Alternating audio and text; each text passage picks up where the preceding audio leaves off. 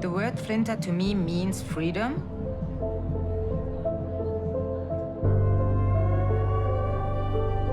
Freedom to be heard and freedom to be seen.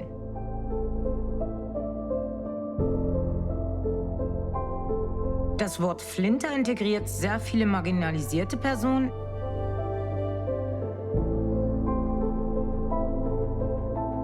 Ich glaube, dass dieses Wort in den nächsten Jahren sehr viel mehr Aufmerksamkeit erhält, national wie auch extrem international.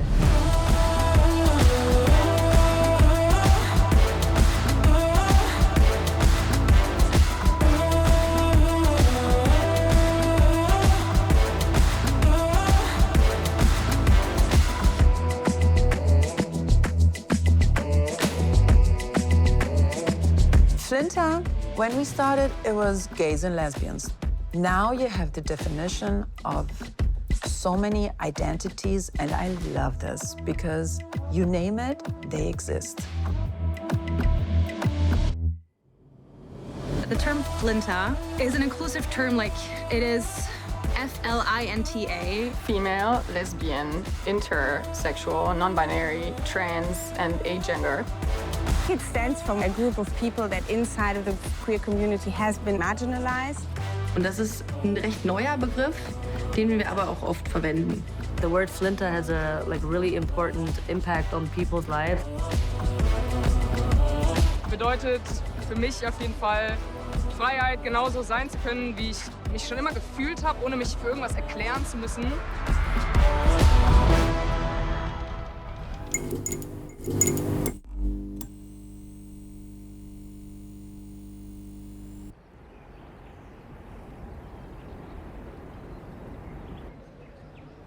Köln ist nicht nur so eine Stadt, es ist ein Gefühl. Und es ist ein wahnsinniges, warmes Gefühl. Ein Gefühl von Heimat und zurückkommen und angekommen sein und so sein zu dürfen, wie man ist. Und ich glaube, dafür steht Köln auch. Einfach alle irgendwie gerne da zu haben und zu umarmen. Ich freue mich mega auf die Pride heute.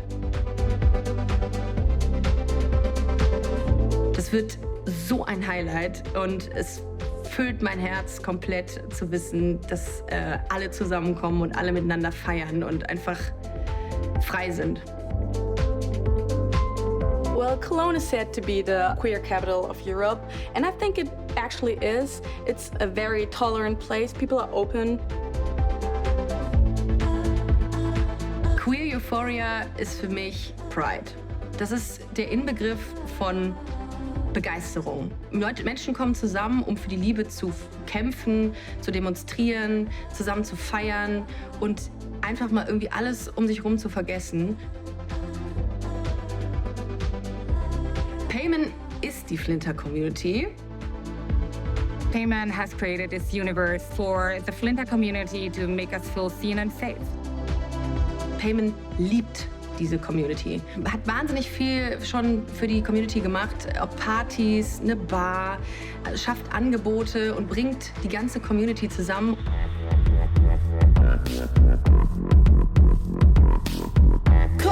Hallo, ich bin Payman Neziri, komme aus Köln und führe die Boize Bar. Deine Jungs sind nicht ohne Grund verstummt. Elbow is back, bitch, kunterbunt. Bin Frida Kahlo der Straßen, Blasphemie und Phrasen, gehasst und erhaben, taxiert und Ich komm an mit Punani Power. Nani, nani, nani Power. Nani, nani, Power. Nani, nani, nani Power.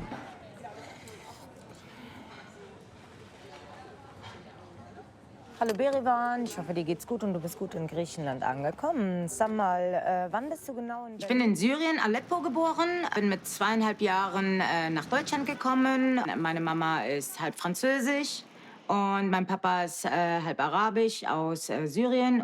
Aber ich fühle mich total europäisch, deutsch. Bei mir in der Familie war es tabu, queer zu sein, gay zu sein. Das war einfach kein Thema.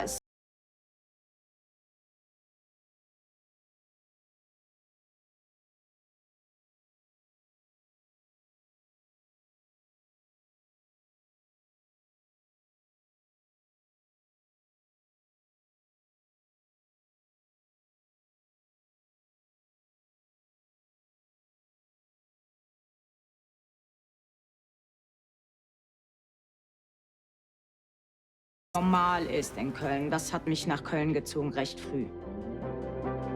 I moved to Cologne because I wanted to be more myself, and I come from a very small village. And Payman was always that person who was in the scene as a very positive magnet for people. She has the ability to get people together and always create something special. Ich habe damals 18, 19 in der ersten lesbischen Bar hier in Köln gearbeitet und bin eigentlich nur auf Gay-Partys gewesen und oftmals waren die Partys getrennt. Das bedeutet, es gab schwule Partys, lesbische Partys und ganz wenige gemischte Partys. Und ich bin auf beiden Partys sehr gerne gewesen, habe aber immer gedacht, die Männer haben irgendwie coolere Partys, die sind schöner, die sind aufwendiger, die Musik ist anders. Und wenn ich auf einer lesbischen Veranstaltung war, war immer der Club irgendwie nicht hochwertig oder eben halt nicht so ganz besonders. Ich hatte die Idee, eine Party für FLINTA-Personen zu schaffen und habe dann im Jahr 2010 die Kisses and Lies gegründet.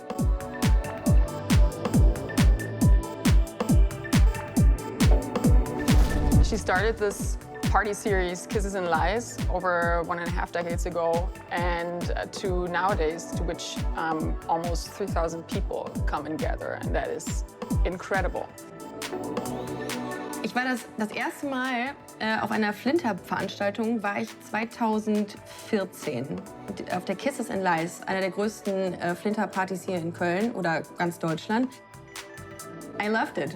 It was a new world for me. Und ich habe es einfach bis heute nie bereut, auf eine lesbische Party zu gehen. Es war das beste Gefühl ever. Die Party ist in der Szene unglaublich bekannt. Also ich kenne niemanden persönlich, der die Party nicht kennt. Also Musik war schon immer eine Leidenschaft, schon als Kind. Elektronische Musik, ich habe nie andere Musik gehört, also wirklich mit 5, 6, da gab es noch nicht Techno, sondern Dance Music. Und das hat mich total fasziniert. Das war einfach das, wo ich traurig sein konnte, happy sein konnte, egal was. Und tatsächlich, das Auflegen hat mich immer interessiert, was Musikalisches zu machen. Und dass ich aber aktiv wurde, mir das richtig beigebracht habe oder beziehungsweise beibringen lassen habe, lag eigentlich an der Kisses and Lies. Und wie auf der Techno-Bühne, Dance Stage, da ist das für mich ein Freiheitsgefühl. Ich kann abschalten, ich habe genau den Sound drin, den ich selber mag und Leute dann irgendwie auch dasselbe Gefühl zu transportieren, was ich gerade selber höre und diesen Spaß habe für 2 Stunden, finde ich ungemein sexy und gibt mir auch super viel.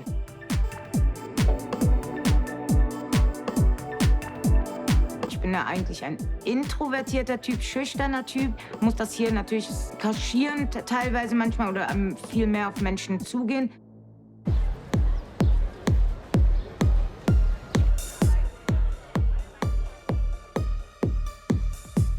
The Boize Bar actually is the only FLINTA bar in Western Germany. Boize Bar is so important because it's the only FLINTA bar in that region here. So it's the only place where you can meet at the weekends, where you know, okay, when I go there, I can meet other FLINTers. Kurz bevor ich die Bar eröffnet habe, habe ich mich tatsächlich gefragt, okay, es fehlt an Spaces für FLINTA-Personen, wo wir wieder uns mal alle treffen. Das hat mich irgendwie manchmal so ein bisschen tatsächlich, würde ich schon sagen, traurig gemacht, dass es keinen Space gibt. Gerade wenn wir mit unseren Freundinnen auch unterwegs waren. Es gab einfach nichts. On the weekends, they come from everywhere, and it's incredible. And you ask them, so did you want to check out Cologne? No, they want to check out Boize Bar. And Payman created all of that. Die Boize Bar, ich wollte einen Ort eigentlich gründen, wo sich die Menschen total wohlfühlen, hier reinkommen und das Gefühl haben, sie seien in ihrem eigenen Wohnzimmer, können so sein, wie sie wollen und sagen, was sie wollen und sich so ausleben, wie man es auch zu Hause machen würde. Die Boize Bar habe ich gegründet Ende 2019, also kurz vorm Lockdown. Ich habe die Bar gegründet und habe Werbung natürlich gemacht über Kisses und meine Veranstaltungen und habe ganz klar gesagt, die Community entscheidet. Also meine Vision war definitiv, dass es eine Bar wird für queere Menschen, also FLINTAs, dass ich mir das gewünscht habe.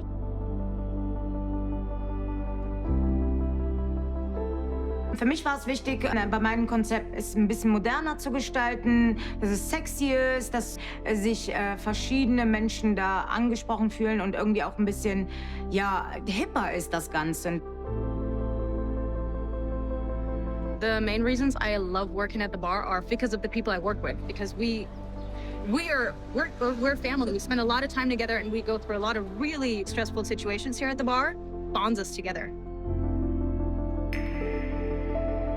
Die Boize Bar ist natürlich für mich meine große queere Familie mit meinem Team, mit den Gästinnen, die hier sind. Die Boize Bar ist ein großer Teil von mir und eine Familie. Ich bin Ricarda Hofmann, bin Comedy-Autorin und hoste Deutschlands größten LGBT-Comedy-Podcast Busenfreundin. Ich bin lesbisch. Ja.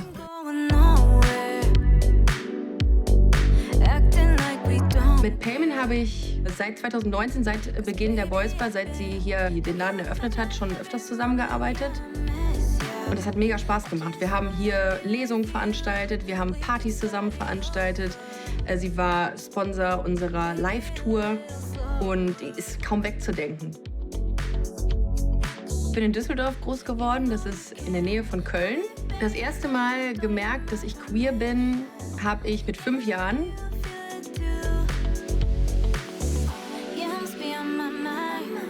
Ich glaube, ich habe andere Menschen deswegen sehr gerne zum Lachen gebracht, weil man dadurch irgendwie mit denen eine Connection hatte. Busenfreundin could be translated in English as bosom buddy. Busenfreundin ist Deutschlands größter Queer-Podcast. Ich treffe da jede Woche eine Persönlichkeit aus der queeren Community oder auch aus meiner Community, aus der Busenfreundin-Community und spreche mit ihnen über alles Mögliche, über die queeren Themen, über Themen, die vielleicht nicht queer sind, aber eben eine queere Person tangieren. Ich hätte niemals gedacht, dass es so erfolgreich werden kann. Ich hätte mich total gefreut, wenn es 300 HörerInnen gehabt hätte. Jetzt sind es deutlich mehr und das macht mich natürlich mega stolz. Ich bin Ricarda sehr dankbar und respektiere ihre Arbeit total. Sie hat mich in der Lockdown-Phase mehrmals mit ein paar Interviews supportet, die Boize Bar, und sehr viel für mich gemacht. Der Inbegriff. Das hier ist der Ort, wo Liebe gemacht wird, wo man Liebe feiert. Hattest du mal, jetzt mal ganz platt gefragt, hattest du mal Sex hier in der Bar? Wow! How she is and how she's living her queerness is something that is very appealing for a lot of people because, you know, she's this cool, really fun person. She doesn't take everything too seriously, and I think this kind of lightness is also sometimes something that the community really needs. I think creating the spaces for the community is so important, and Ricarda is one of the people that really focuses on that.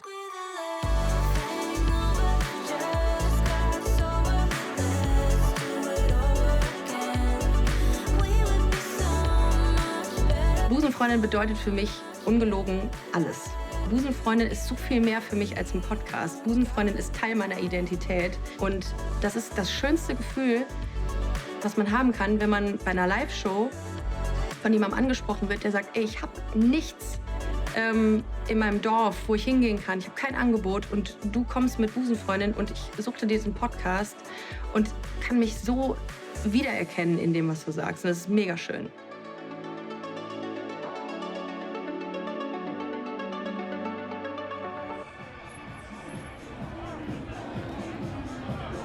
I think the qualities that Payman possesses that got her to where she is today are definitely her toughness and her fierceness. Because I think in the business that she's working at, bars and just nightlife, it is a tough business, especially as a woman, especially as a queer woman. And holding that space and owning it, especially through COVID, must have not been easy.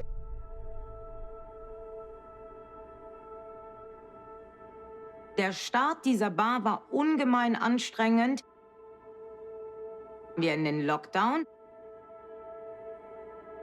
Ich glaube, ich hatte unten 1,5 Jahre zu und oben waren 10 Monate kein Betrieb, keine Hilfen erhalten. Das bedeutet, ich habe geguckt, die Konten waren alle im Minus tatsächlich. war noch ein Dispo von knapp 4.000 Euro da. Da bin ich mit dem letzten Restbudget auf eine Karte gegangen und habe gesagt, okay, entweder es funktioniert oder es wird ein Flop. You weren't allowed to party, you weren't allowed to have too many people in a space at one time together. So the bar was very close to not existing anymore. If it hadn't been for Princess Charming, which aired at the time, and they hosted it here and they did public viewings, if it hadn't been for that, the bar definitely wouldn't be alive today.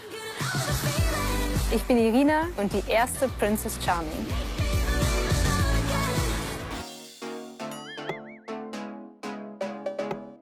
Savage, Crash, yeah. Egal wo ich hingehe, sie schauen mich an. Jede andere uninteressant. Doch ich sehe hin. Well, we met 2021 after a crazy Princess Charming summer. Princess Charming is a dating show where Iri and I dated. And Iri was the princess, actually, and I had to date her, yes. Yes, but she did not fall in love with me, so I had to leave right before the finale. Aber leider muss ich sagen, dass ab einem gewissen Punkt sich meine Gefühle nicht mehr weiterentwickelt haben.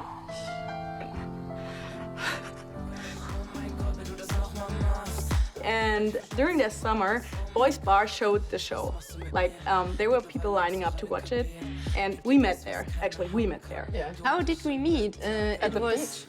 It was years ago. And I thought, wait, a lesbian lawyer? Oh, yes. But that's... Who looks like that? That's new. What do you mean? Salut! Na, alles gut? Ich habe Ende Mai mit dem To Go gestartet. Da lief schon die erste Folge Princess Charming, die weltweit erste Dating-Show für lesbische Frauen. Und Irina kam uns auch hier besuchen. Und Irina und ich haben das dann gemeinsam mehr oder weniger beschlossen, hier das als Public Viewing uns anzuschauen mit den Kandidatinnen.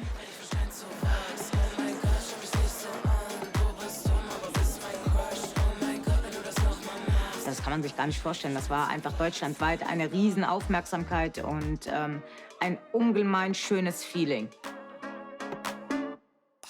Irina ist meine Partnerin und ich war nicht Teil davon, habe aber trotzdem die Show gewonnen.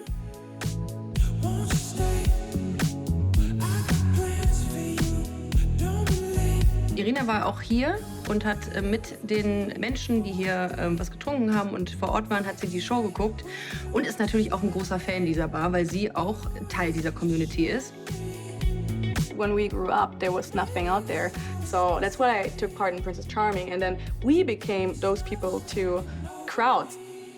And they loved us for just being out there and being brave enough to love who we love. Princess Charming was important for Boize Bar, but Boize Bar was also important for Princess Charming because there was that spot where everybody met. That was what Payman created.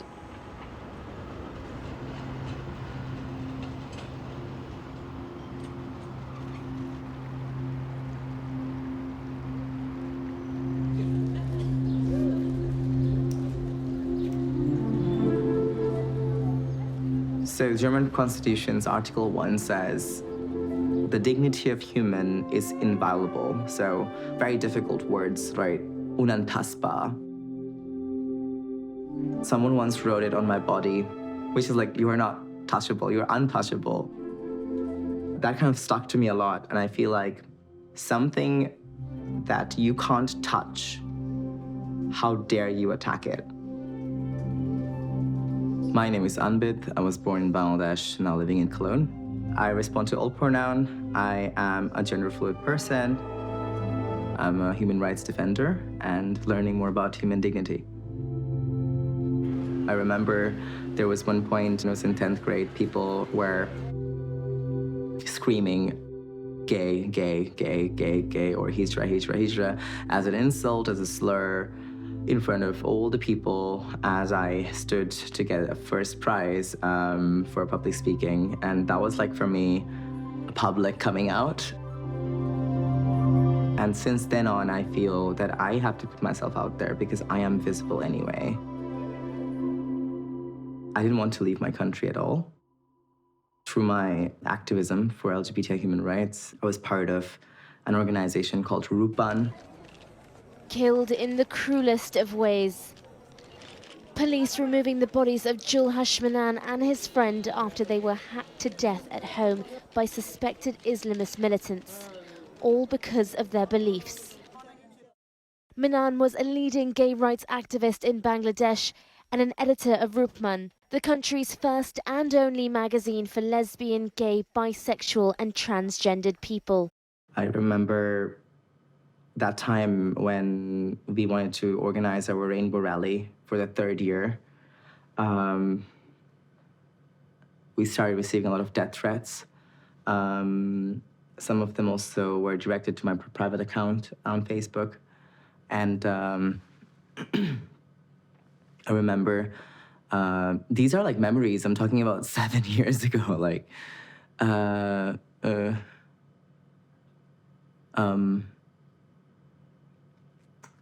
describing how my body would be chopped in pieces after my death. Communication. I sometimes wonder if I was a lesbian activist. Probably they would like to rape me first and teach me how to do it, and then chop me into pieces. I was at my home, undercover for the murders of my colleagues and friends from Rupman. I had to just disappear. Contacted some organizations as they also contacted me, and I came to Germany with a humanitarian visa without having to apply for asylum to prove my importance of life and the risk that I was faced with. First I arrived in Cologne, it felt like a paradise. I felt that things which were only possible in my imagination, living in Dhaka in Bangladesh as a young person, were suddenly tangible and became reality. At the same time, a lot of new struggles and challenges arrived. I have learned that here in Germany or in Europe, that I was not only seen as a queer, free living being, but also somewhat fragile as a person with migration background and trauma, having to flee the country to save my life. Personen wie Anbid sind super wichtig für unsere Community. Ich finde es so schön, dass Menschen wie Anbid in meine Bar kommen und hier beim Feiern ein safes Gefühl haben. Boize Bar happened to be one of those spaces where I felt home.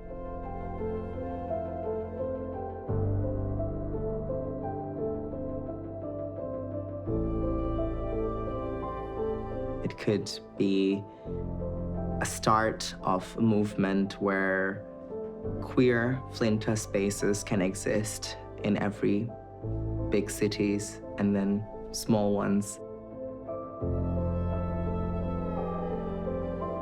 And I think these kind of spaces should be protected, should be valued for what they offer you as community space, as a space in urban society where you can be your true self and not be bothered.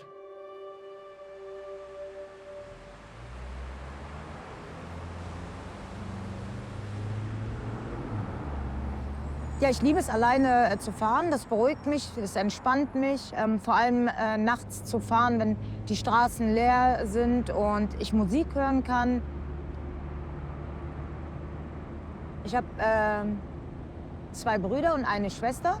Ich bin aber nicht sehr eng oder vertraut mit ihnen. Es ist wirklich okay und many people think I'm very a cold person. But yeah, it's so difficult to that people understand why I don't love my parents really, or my sister or brother. I know it's very hard to hear that, but it is what it is. Ja. Es gab viele Momente, in denen ich mich einsam gefühlt habe, obwohl super viel los war und ganz viele Menschen um einen herum waren. Die Bar ist sehr anstrengend, muss ich schon zugeben. Aufgrund dessen, dass ich das ja auch alleine hier führe und nicht Partner habe, ist es viel mehr Verantwortung. Und auch ich bin auch letztes Jahr irgendwann an meine Grenzen gekommen und habe bemerkt, ich habe gar keine Freizeit mehr. Mein Kopf rattert die ganze Zeit. Also ich bin nur mit dem Kopf bei der Bar und habe eigentlich gar keine qualitative Zeit mehr für meine Freunde, beziehungsweise überhaupt jemanden ernsthaft kennenzulernen.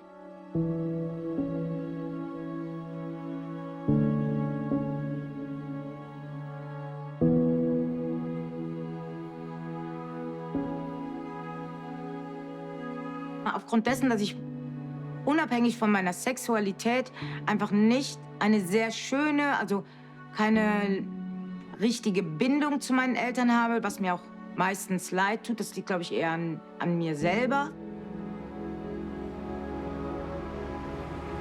No, they never visit the bar. Ja, wir haben nicht so guten Kontakt.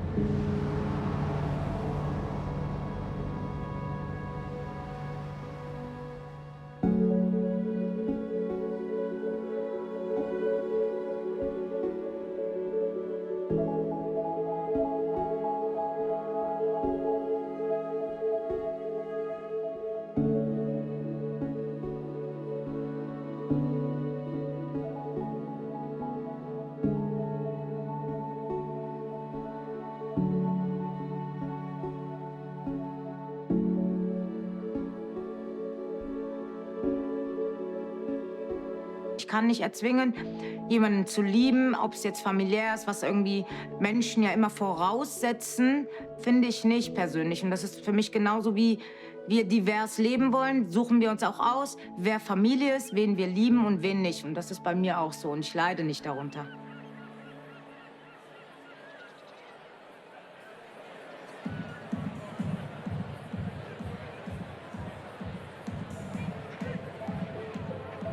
There are not a lot of people I look up to. One of them is definitely Payman because she's the most resilient person, one of the most resilient person I've ever met. And I'm very grateful that we're all friends. She really makes sure that we all have this very safe space, that we have the community. It's amazing. It's almost like she created this little universe for all of us. My friends are my real family, and I do this work for them.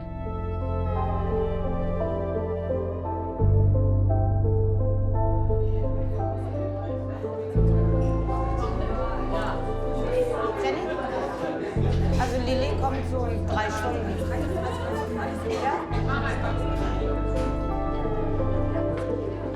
Es gibt viele, viele Menschen, die sich in der Community enorm engagieren. Wir ja durch unsere Existenzen jeden Tag. Und dann gibt es Leute wie Payman, die sich auch noch auf allen Levels so für die Community einsetzen. Du bist wirklich ein Magnet in dieser Stadt. Hey Lieben, ich wollte mich bedanken. Auf jeden Fall noch eine schöne After-Pride-Lunch-Dinner-Party. Auf dich, Payman. Auf uns alle, auf das Fest.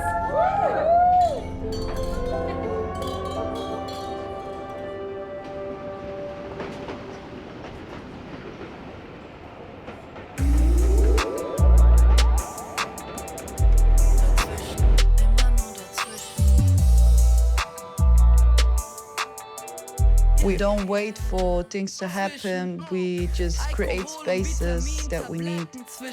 Beziehung wollen und von ihnen wegrennen zwischen nicht schlafen wollen. There are thousands of other people who feel like me. Where can I meet them? So where did they go? They came to Berlin. Berlin, wo ich einfach sein kann, wo ich mich nicht erklären und rechtfertigen muss. Und Artikel über Kriege zwischen daheim chillen und nichts Verpona oder mich schießt noch ein Nazi ab. When somebody starts a FLINTA bar, is the personality and the atmosphere somebody creates. So you go to somebody like they do in Cologne. I think Payman is definitely the personality who is creating that space, and this is why everybody goes there. Just opening a FLINTA bar and put it outside doesn't work, not here in Berlin. In Berlin, there is no FLINTA bar culture. It's more like a FLINTA club scene. We're so happy having so many FLINTA parties and club nights. You have so many groups who are very active doing things. They have their network, and that's amazing. FLINTA people, they really focus on the music. Before, in the 90s, it was more techno and house. So all the parties were the same kind of music. We had certain gay parties and lesbian parties, and then it changed, it got diverse. Certain scenes developed in certain directions, so the scene was spreading. Berlin is very gay, but it's more man-centered gay. We have like Möbel Alpha. One day, it's a Tuesday, where it's a day for lesbian. And Boize Bar. And Boize Bar, yeah. It's a little bit kind of like weird, you know? You just like go into this gay mecca and you just want to also experience it kind of like a different vibe. Of course, it's nice to party with your same people, you know? The old lesbian bars in Berlin, they were so old-fashioned. They never renewed anything. And the parties always came up with some fresh energy. Dass eben sehr viele lesbische Orte so ab 2000 massiv mit Problemen zu kämpfen hatten, überhaupt bestehen zu bleiben. Mein Name ist Katja Koblitz und ich leite das Spinnboden-Lesben-Archiv in Berlin. Und wir müssen aber auf jeden Fall auch noch mal einen Termin ausmachen. Das machen wir auch. Lesbische Geschichte wird in der Regel nicht von der hegemonialen Geschichtsschreibung wahrgenommen. Unser Archiv ist ja auch ein nichtstaatliches Archiv, ganz bewusst entstanden aus der Lesbenbewegung heraus in den 1970er Jahren. Wenn man sich die heutigen FLINTA-Räume ansieht, so ist es zwar eine neue Entwicklung in den letzten 5 bis 10 Jahren, die wir erfreulicherweise beobachten können. Historisch betrachtet ist es aber so, dass Lesben und queere Menschen immer sich schon ihre Räume erkämpfen mussten, sie selber auch auf den Weg bringen müssten. Also nach dem Ersten Weltkrieg gab es eine Blüte homosexueller und auch lesbischer Subkultur, vor allen Dingen in den Großstädten, unter anderem eben auch Berlin. Das hatte damit zu tun, dass 1918 die Monarchie wurde abgeschaffen und eine Demokratie, die erste Demokratie in Deutschland, eingeführt. Und es kam im Zuge dessen zu einer Liberalisierung und Demokratisierung vieler gesellschaftlicher Bereiche. Darüber hinaus gab es über 70 Orte, Treffpunkte von Lesben in Berlin. Magnus Hirschfeld war ein Sexualwissenschaftler.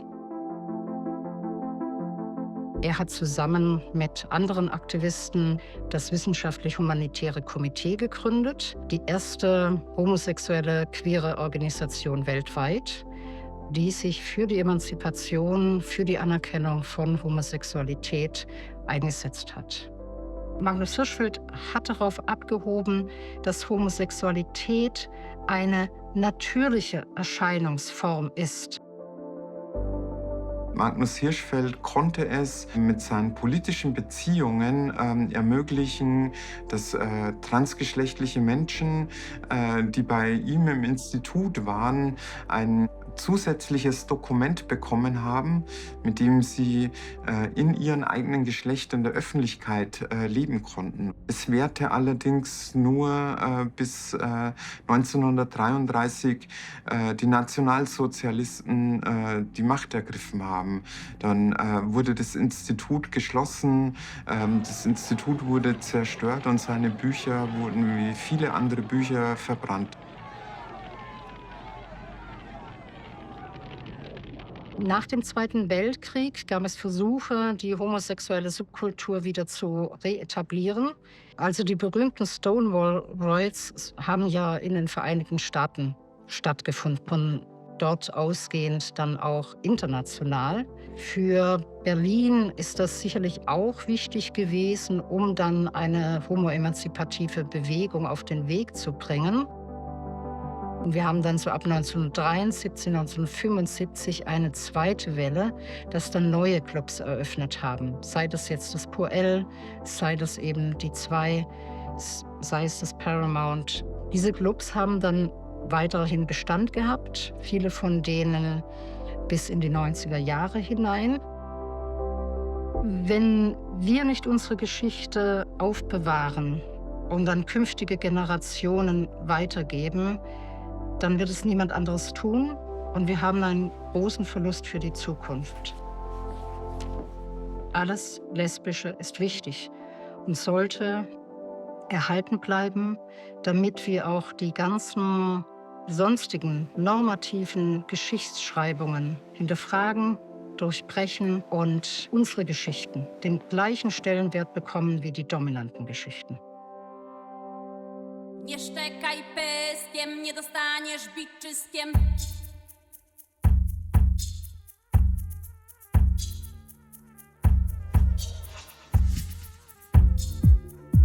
My name is Duygu. I'm Easy.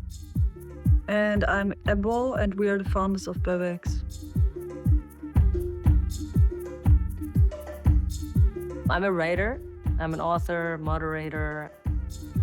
I work as a creative director, but also a past life, I used to be a dancer. I'm a musician and a rapper.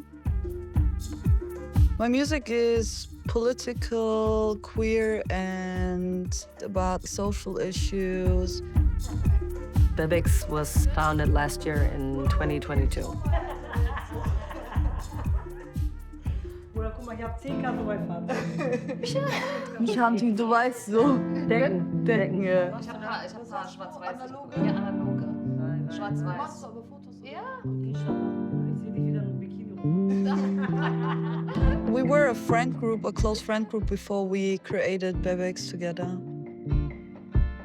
Bebex is a party collective that shares the same idea of how the collective members and their friends want to party. Bebex is the Turkish word for babes, but with an X. It started with Duygu's book release. I think it was the best book release I've ever been to because, you know, normally like book releases are a bit boring, but yeah, it was super nice. Everyone was there. Everyone was there, and the feeling that normally it was not supposed to be a party. It was not supposed to go that big, and afterwards we kind of felt like there was a need. It was like a queer BPOC-centered vibe. From there on, we want to have that vibe again, and this is how Bebex was created. We wanted to create something new, something that is not dark, something that is not drug-related. We wanted something cute because we're all like 90s kids and we grew up with like sexy music, like R&B and dancing together. Then we did a decision, why don't we open up the collective to the young queer kids who don't have the access, who don't have the financial security or even the knowledge to throw their own parties. Komplexität. Deine Jungs sind nicht ohne Grund verstummt. Elbow is back, bitch. Yeah, I'm part of the collective. It's like a community thing that I found out about through a friend of mine who's very close with like the founders. We really cared about creating a space where queer people could just feel comfortable. Power. Mami hat Punani Power. Nani, nani, nani Power. Ich komm an mit Punani Power. Nani, nani, nani Power. Mami hat Punani Power. Nani, nani, nani Power. Swana, it's Southwest Asia and North Africa. People say like Middle East, but I always say like, okay, Middle East, middle of what? I feel like in Germany, if you want to describe the people who come to a party, we're like Ausländer. what brings all the Bebex together are these transcultural images in terms of how you move, how you act with each other, how you talk, what kind of music you listened to when you were younger. What combines us in the German context as Ausländer, this is what brings all the Bebex at the end then together. There was this dichotomy in my head. I was not able to combine being Turkish, like a queer person, listening to my music, which is Kurdish, Turkish, Lebanese, Assyrian music. This stems from the idea of being non-German in a predominant German society where you are in a certain class, that you can't be everything all at once. And I think that Bebex is the exact opposite of that feeling, because it's not a party against something. It's really a party for the people. Bebex is an opportunity to combine nightlife and our culture and the music that we grew up with. We wanted to make something where, like maybe next year, if you do this interview, we will be sitting here and there will be other members with us. I think what makes me most happy about Bebex is that we are creating something that I missed when I was younger and going out queer. Like, I missed not being surrounded by just white gay men. I missed having music that I actually really liked. And yeah, to create this space and to be able to create something sustainable for the longer run makes me really happy and gives me a good feeling about the party.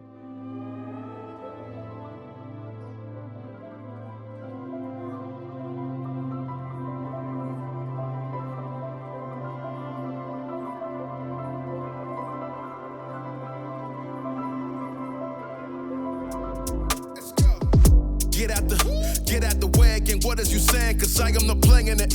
I've been a goat from Quay, but this isn't back in the day again. Now or never, breathing in air is mountain weather. Mein Name ist Tessa Ganserer und ich bin Mitglied des Deutschen Bundestages.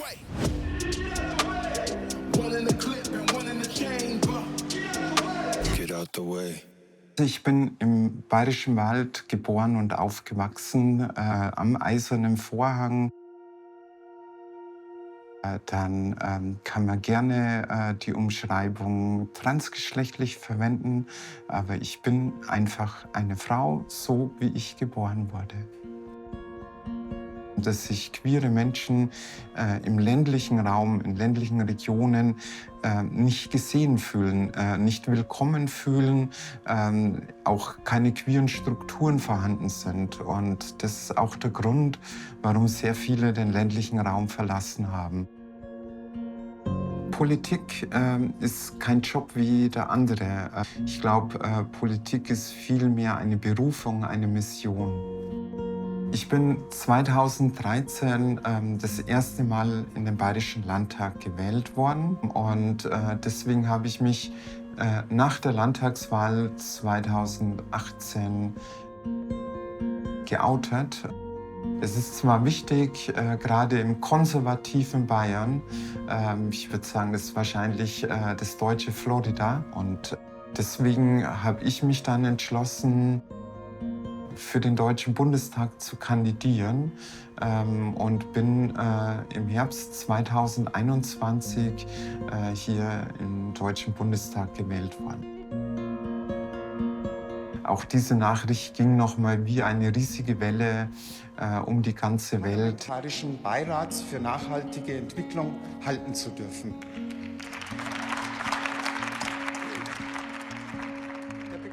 Dieses sogenannte Transsexuellengesetz, das wir hier in Deutschland haben, das war von Anfang an Unrecht.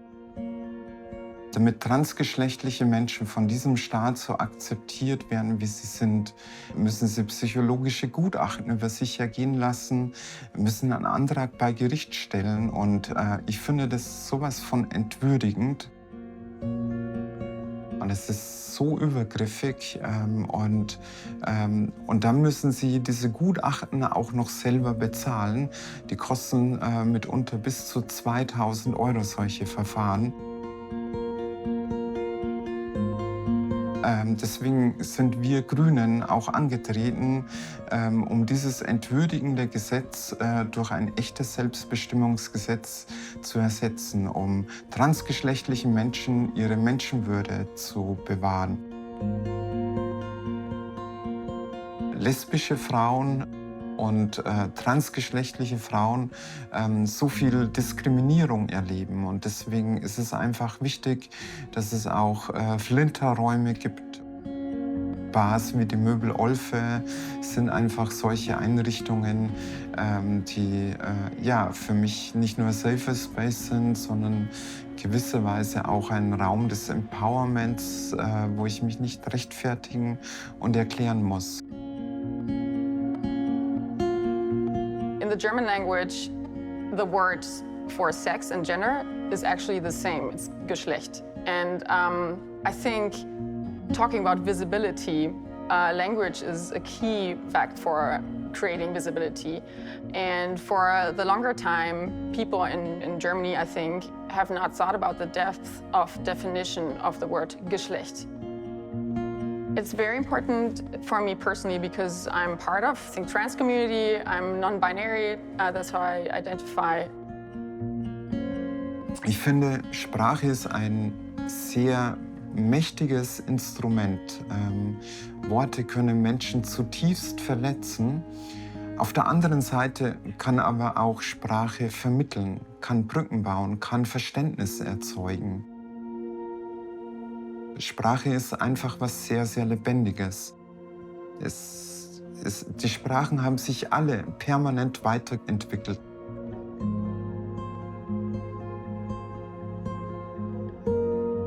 In Sprache kann dieses Verständnis vermitteln, weshalb es so wichtig ist, sich auch um eine korrekte, um eine verständnisvolle und respektvolle Sprache zu bemühen.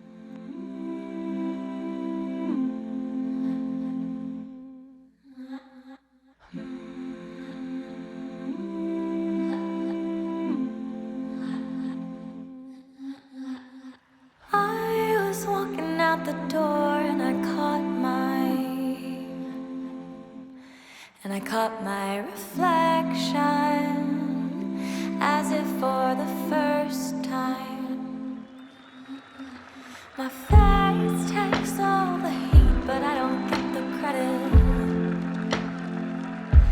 And the hole that's inside, I can't contain it. Think about it. Your friend could be trans. Your mother could be trans. Think about it. Talk about it. You need to speak up.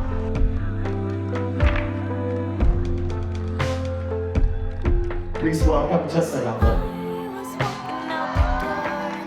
Und auch hier in Europa sind unsere Rechte in Gefahr. Ich spreche da nur oder schaue nur in die Situation in Ungarn, in Polen oder jetzt. Seit ein paar Wochen haben wir auch eine rechtspopulistische Regierung in Italien, wo lesbische Mütter ihre Rechte weggenommen werden sollen. Und deswegen ist es unsere Aufgabe. Ich weiß, auch in Deutschland ist nicht alles Einhornglitzer. Aber schaut mal, wir können hier laut und bunt und fröhlich feiern. Ich möchte einfach nur ich sein und das wünsche ich einfach allen Menschen. Ich glaube, das ist was zutiefst Menschliches und kein Mensch möchte aufgrund seines Seins ausgegrenzt oder abgewertet werden oder sogar Gewalt erfahren.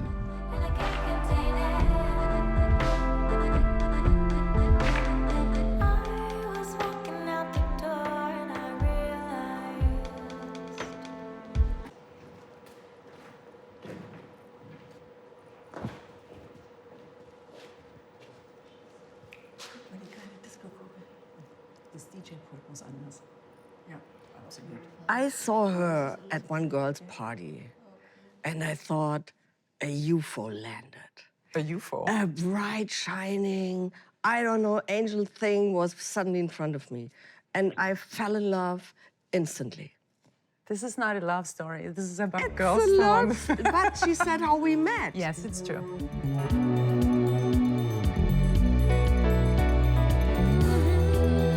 My name is Suse Eichinger. My name is Zoe Rasch.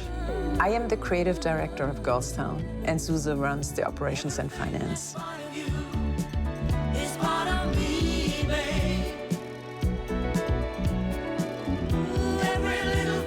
I came here to Berlin at 1987, before the wall came down.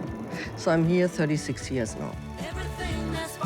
So I came to Berlin 1997, and it was different at that time. I mean, this city developed a lot. I came out after I spent a year living close to New York. I was a nanny in New Jersey. But then I came to Berlin and went to my first women's party. I mean, it was packed, like 800 women. I've never seen something like this. And I knew I'm never gonna leave this place. It was like heaven. I started to be a DJ around 2000.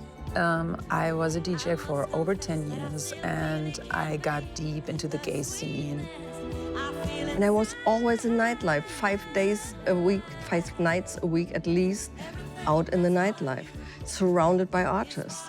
I had my own bar, then I met Zoe, and we started Girls Town. We started Girls Town after a 5-year romantic relationship, and we have been business partners ever since. The whole inspiration or the whole approach to us came when a girls' party stopped in Kino International at a location. And I was famous at that time being a DJ for the gay scene. And so they came up to me and asked me if I want to continue doing a women's party. And this is where we had the chance to create something. And then I said to Suse, I'm not gonna do this alone.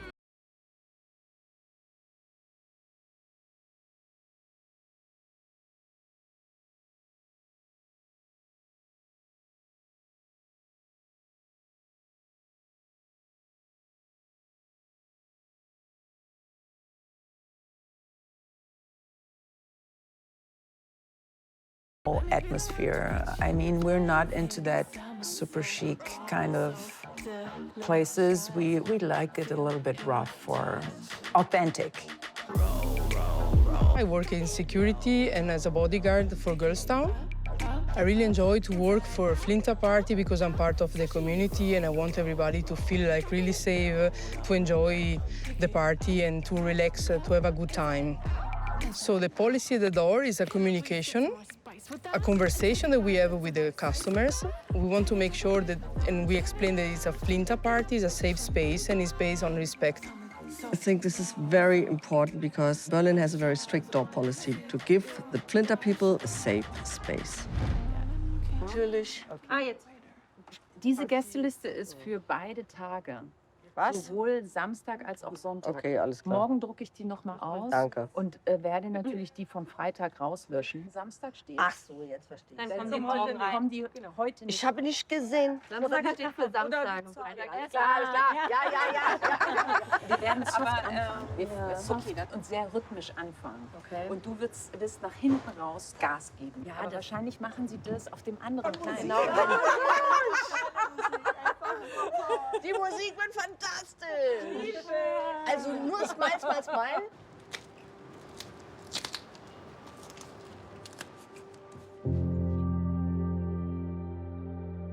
So when I came out to my father, he acted a little bit odd, but we never talked about it again during his lifetime. He was traveling a lot to Asia, and he wasn't spending a lot of time with us. When somebody dies, you find out everything about somebody when you clean up the apartment. We found out that he had a boyfriend for over 10 years in Bali, and it was a big love affair. That's kind of strange, right? Because I am out and I'm gay. But it was difficult for him, obviously, to come out. You feel sad for him that he was living a double life, and you feel angry because he didn't actually share the truth with you and with the whole family.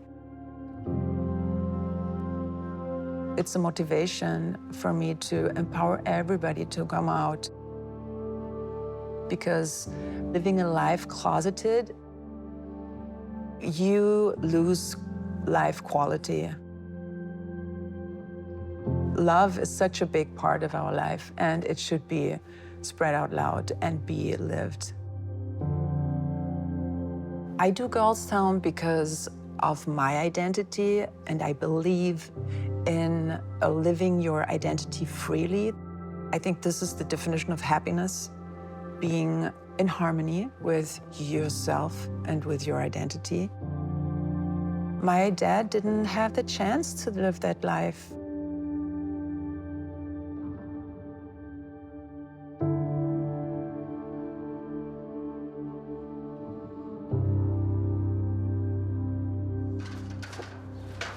Passt Ihnen schlecht. Ich mische mich auch gar nicht mehr ein in die Position der Flaggen. Nee, ich weiß, das finde ich toll. Das streichen wir auch nicht. Sind wir schneller? Ja.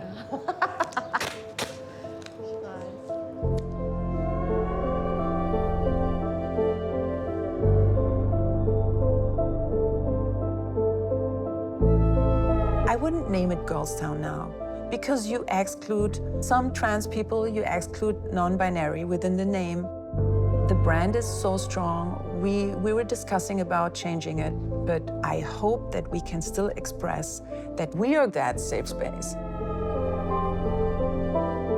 I really wished I was 20 now to start again with the gay scene, because it's so fresh, it's so wonderful. All the people are open. It's just a complete different energy.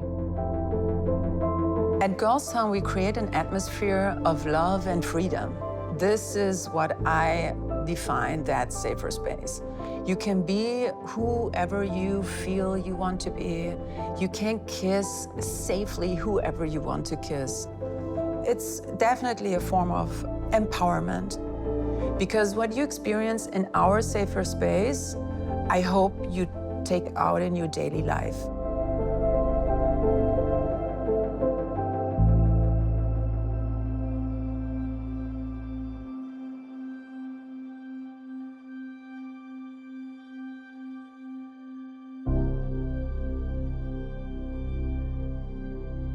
FLINTA bars and FLINTA spaces are so important because coming together, being together, and supporting each other is our most powerful weapon.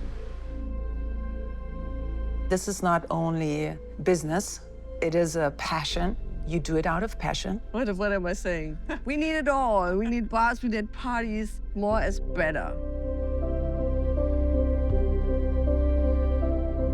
The word FLINTA has a really important impact on people's lives. The fight in it and so much rebellion. Und das ist heute nach wie vor so. Wir brauchen Menschen, lesbische Aktivistinnen, queere Aktivisten, die sich eben dafür einsetzen, dass es diese Räume gibt.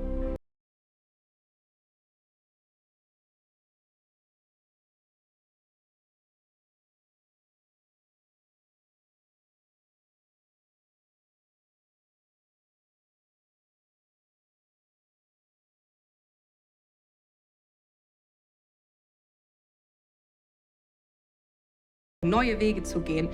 Bring queerness on a next level. My existence being visible is crucial. I think it's existential, because if it's not visible, you don't exist, even though you exist. Queere Menschen sind heute überall sichtbar, ja? Weil wir wichtig sind, weil wir es wert sind, unsere eigenen Räume zu haben. I saw a need for a FLINTA space, and I didn't want to wait, so I created it myself.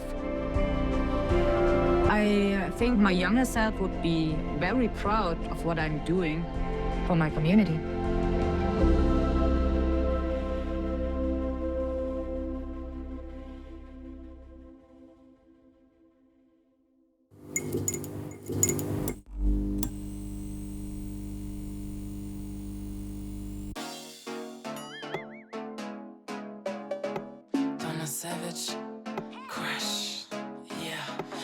Egal wo ich hingehe, sie schauen mich an.